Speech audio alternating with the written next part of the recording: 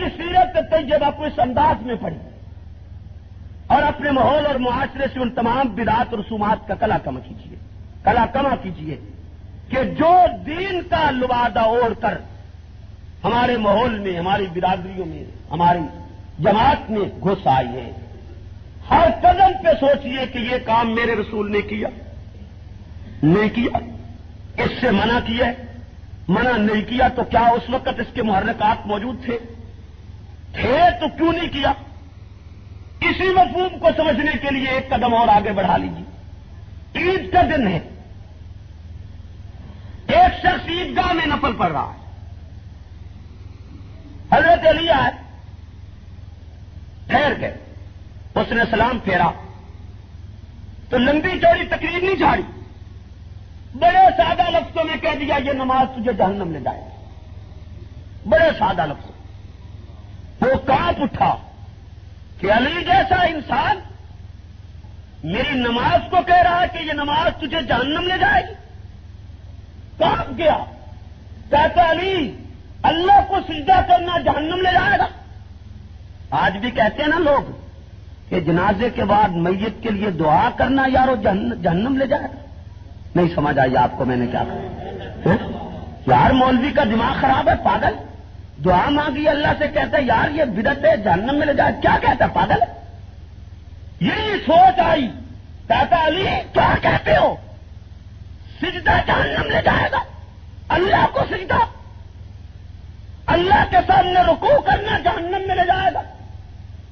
اللہ کے سامنے سجدے میں سبحان ربی الاعلی کہنا جہنم لے جائے گا؟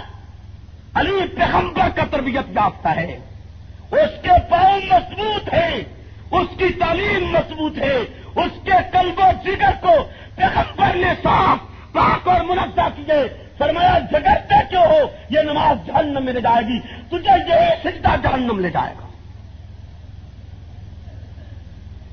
پھر اس میں نرمی آئی، پوچھا حضرت کیوں؟ فرمایا یہ نماز عید والے دن، عید سے پہلے عیدگاہ میں میرے پیغمبر نے نہیں پڑھی۔ ہائے ہائے کیا کمال ہے!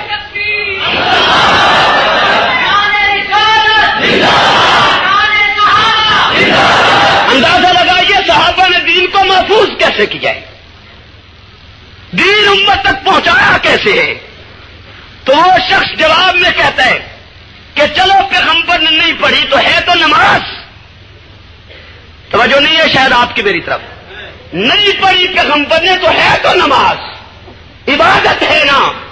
فرمایا اچھا تو میرے رسول سے زیادہ نیک ہے؟ کتنی ضرب کاری لگائی ہے حیدر کرار نے۔ فرمایا تو پیغمبر سے زیادہ صالح، تو پیغمبر سے زیادہ اللہ کی عبادت کرنے والا ہے؟ اگر یہ عبادت ہوتی میرا رسول ضرور کرتا، جب پیغمبر نے نہیں کیا تو یہ عبادت نہیں ہے، نہیں پڑھنے دی وہ نماز۔ اسی طرح حضرت ابن مسعود کے سامنے رضی اللہ عنہ چند لوگ مسجد میں بیٹھے اونچی اونچی آواز میں ذکر کر رہے تھے، حضرت عبداللہ بن مسعود آئے، فرمایا نکالو ان بتیوں کو مسجد سے۔ وہ کہنے لگو ذکر کر رہے ہیں؟ فرمایا یہ ذکر اس انداز کے ساتھ نہ میرے پیغمبر نے کیا نہ پیغمبر کی جماعت نے کیا، تو ان سے زیادہ نیک، زیادہ صالح، زیادہ متقی و پرہیزگار نہیں ہو، نہیں کرنے دوں گا۔ یہ ہے دین کو محفوظ رکھنے کا طریقہ کار، قدم قدم پہ دین کو محفوظ کیا جائے۔ اگر اس طرح علماء امت دین کی حفاظت نہ کرتے، آج آپ کا حشر وہی ہوتا جو تورات و انجیل کا ہو چکا ہے، آج اسی طرح دین بدل گیا ہوتا۔ لیکن علماء امت، علماء حق نے صحابہ کرام اور پیغمبر کے اقوال و ارشادات اور سنت کو محفوظ کیا، اور جہاں کہیں ایک رتی بھر بھی کمی بیشی ہوتی نظر آئی فوراً ٹوکا، روک دیا۔